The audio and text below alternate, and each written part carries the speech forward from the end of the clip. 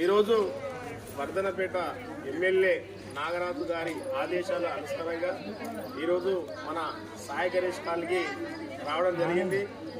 దీనిలో మన సీనియర్ నాయకులు డివిజన్ అధ్యక్షుడు సయ్యద్ ఇద్దిక్ గారు మరియు సీనియర్ నాయకులు మన మాజీ సర్పంచ్ అడిగొప్పుల సామేశ్వర గారు మరియు సంబంధించిన పురాణ్ రవి గారు, ఇక్కడ చాలా మంది పేర్లు ఉన్నాయి.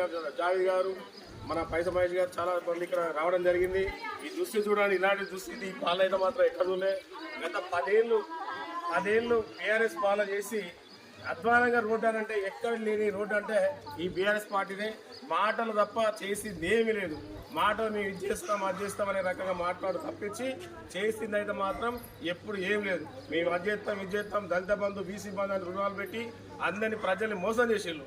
ఇవాళ సాయి గణేష్ కానీ చూద్దామంటే చాలా దారుణం. ఎప్పుడైనా వర్షాకాలం వచ్చిందంటే ఇదంతా మొత్తం నీట మునిగిపోతుంది. ఎవరు చూసినా అది అనుకుంటారు. కానీ కాంగ్రెస్ మాట ఇచ్చిందంటే పరమ తప్పది.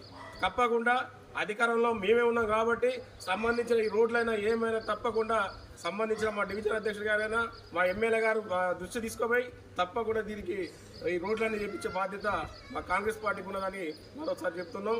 అలాగే మన అభ్యర్థి కావ్య గారిని అత్యధిక మెజార్టీ వేసి చేతి గుర్తు కోటేయాలని కోరుకోవడం జరుగుతుంది.